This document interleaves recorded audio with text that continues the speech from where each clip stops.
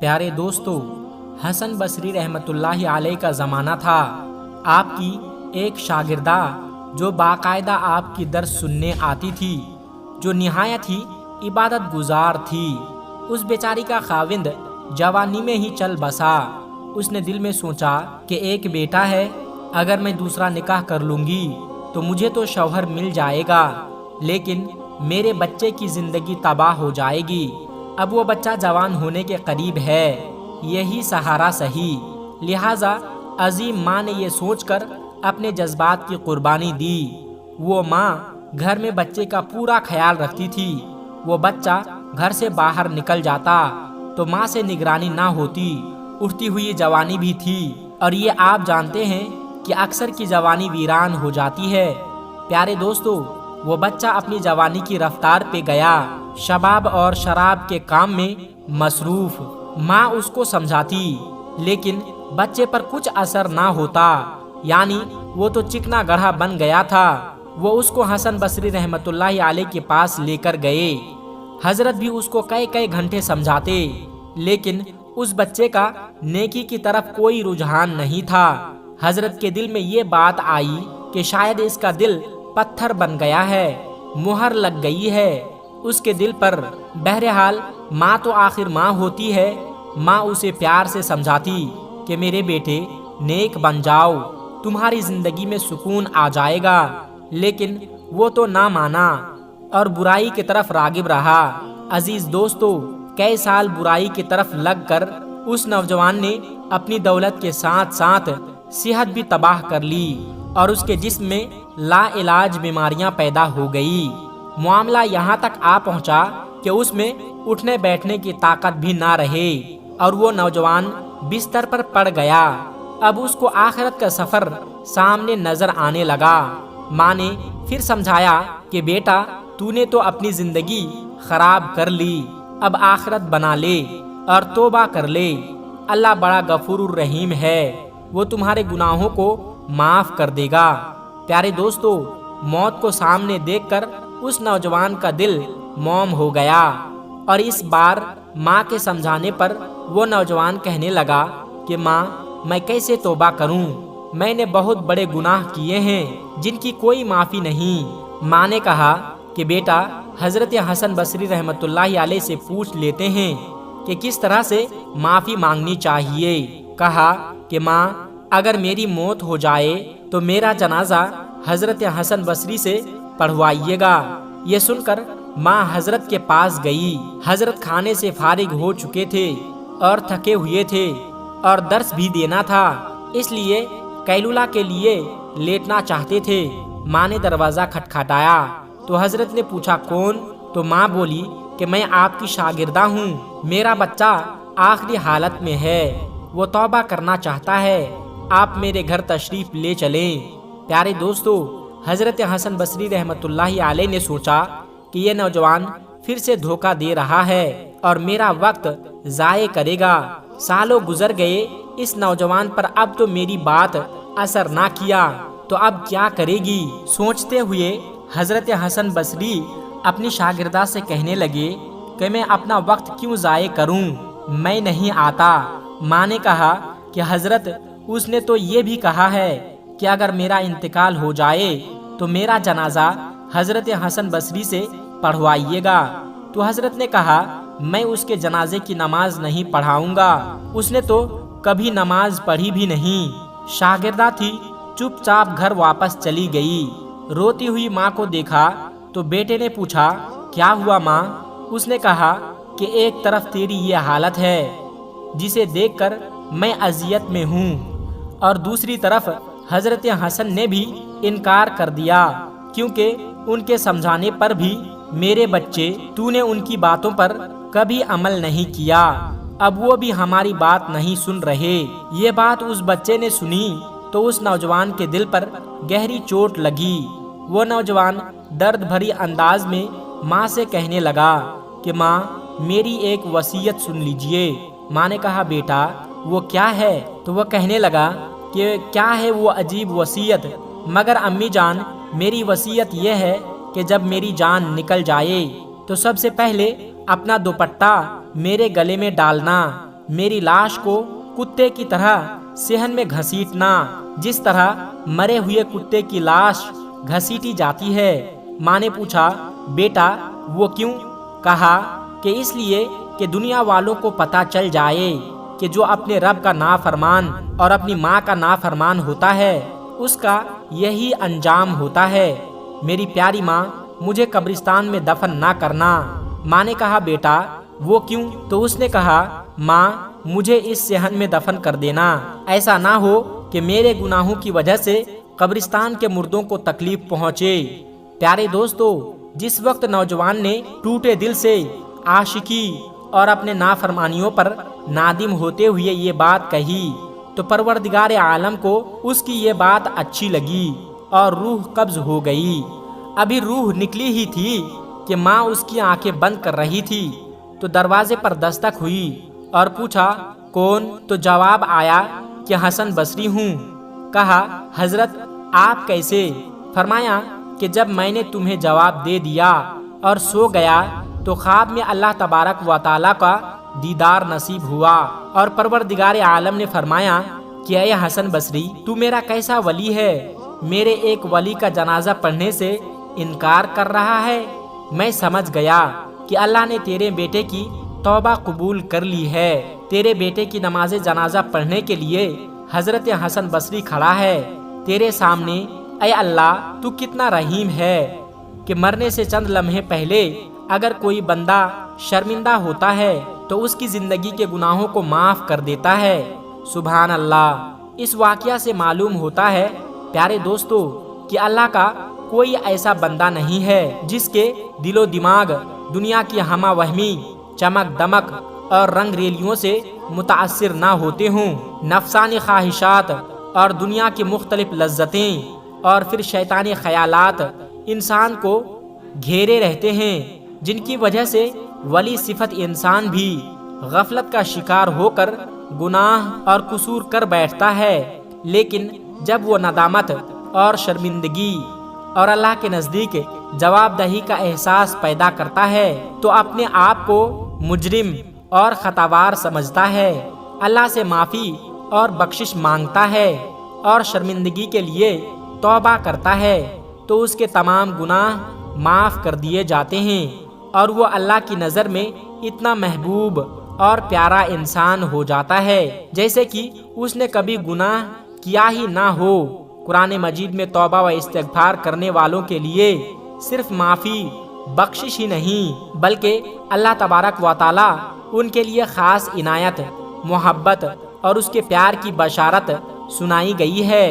اور ارشاد باری تعالیٰ ہے، بے شک اللہ محبت کرتا ہے توبہ کرنے والوں سے اور محبت رکھتا ہے پاک صاف رہنے والوں سے۔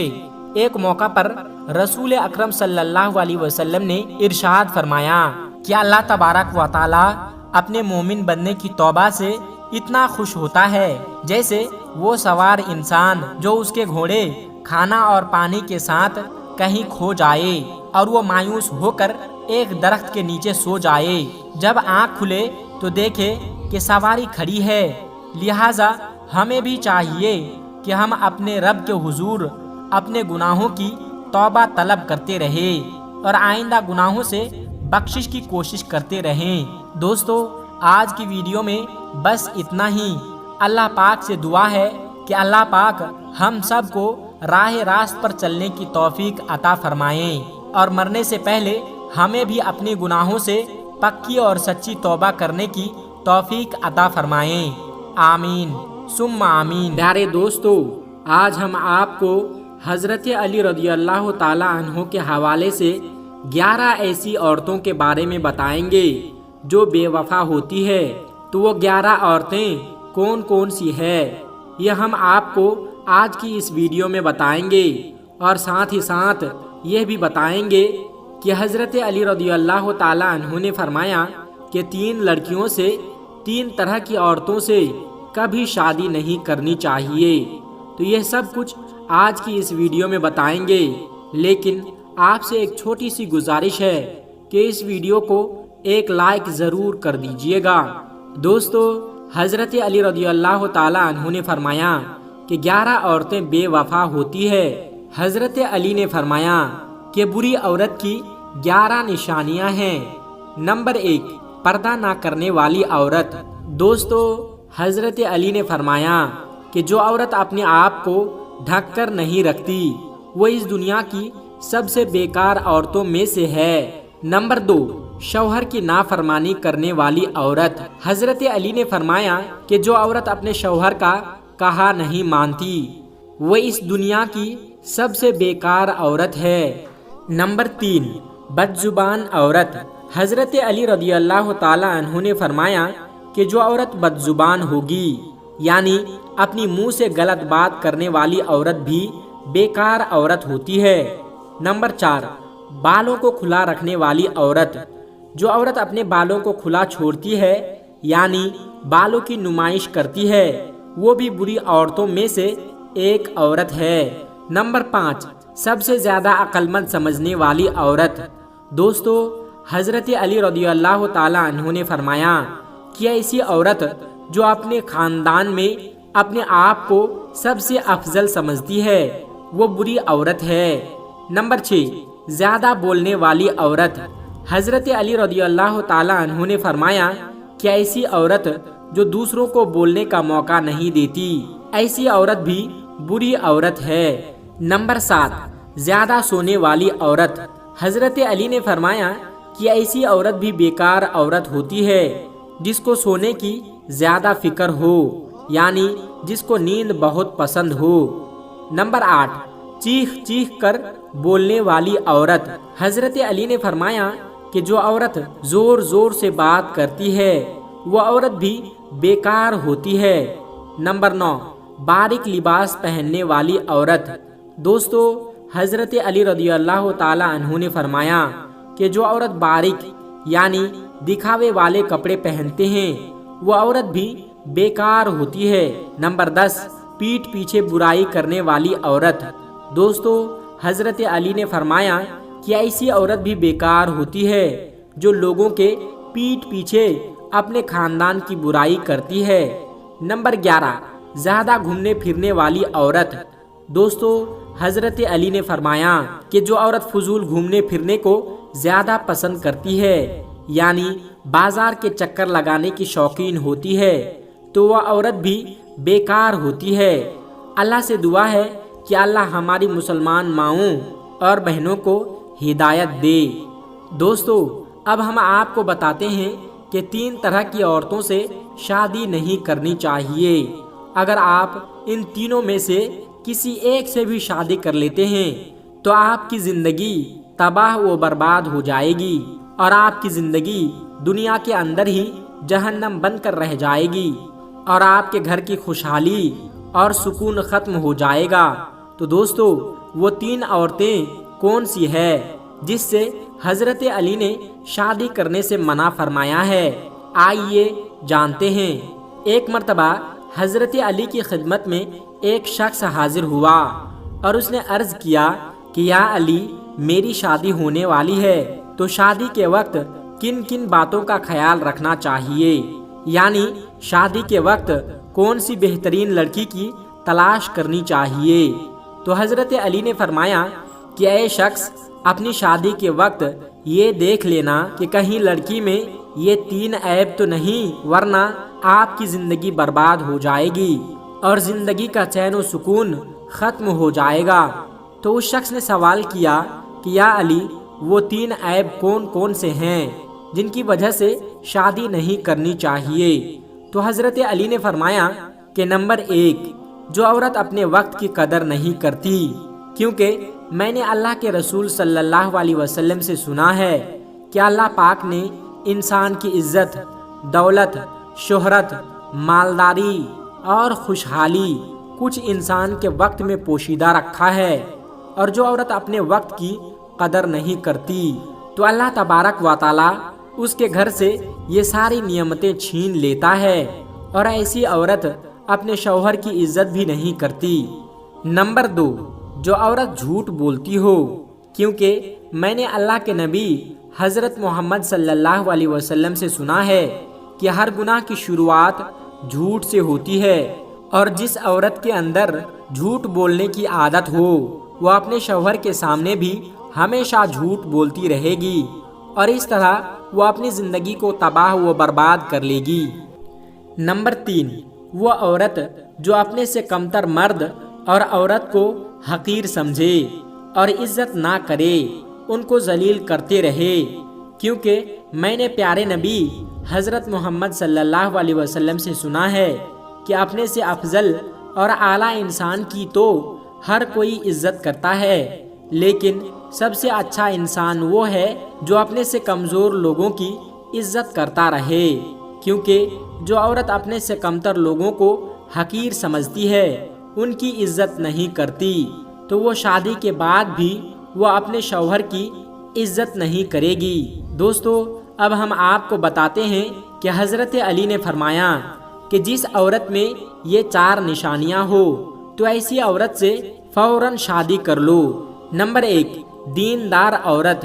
دوستو، حضرت علی نے فرمایا کہ یہ شخص پہلی عورت ہے دیندار، یعنی ایسی عورت جو دین اور مذہب کی پابند ہو، جو حقوق اللہ ادا کرنے والی ہو، یعنی جو اپنی پڑوسیوں سے خوش اخلاقی اور شرافت کا برتاؤ کرنے والی ہو۔ اس کے علاوہ ایسی عورت جو پردے کی حالت میں رہ کر اپنی اور اپنے شوہر کی عزت اور آبرو کی عزت بچانے والی ہو۔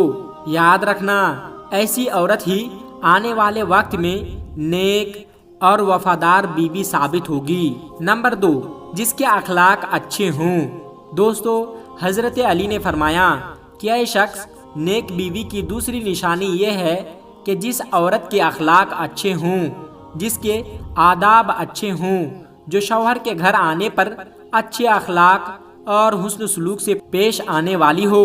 بے شک چاہے ایسی عورت خوبصورت نہ بھی ہو، کیونکہ میں نے اللہ کے رسول سے سنا ہے کہ عورت سے 4 چیزوں کی وجہ سے نکاح کیا جاتا ہے، اس کے مال و دولت کی وجہ سے، یا اس کے خاندان کی وجہ سے، اس کے حسن و جمال کی وجہ سے، اور اس کے دیندار ہونے کی وجہ سے۔ لیکن تم دیندار عورت سے نکاح کرنا، کامیاب ہو جاؤ گے۔ نمبر 3، اللہ کا شکر ادا کرنے والی عورت۔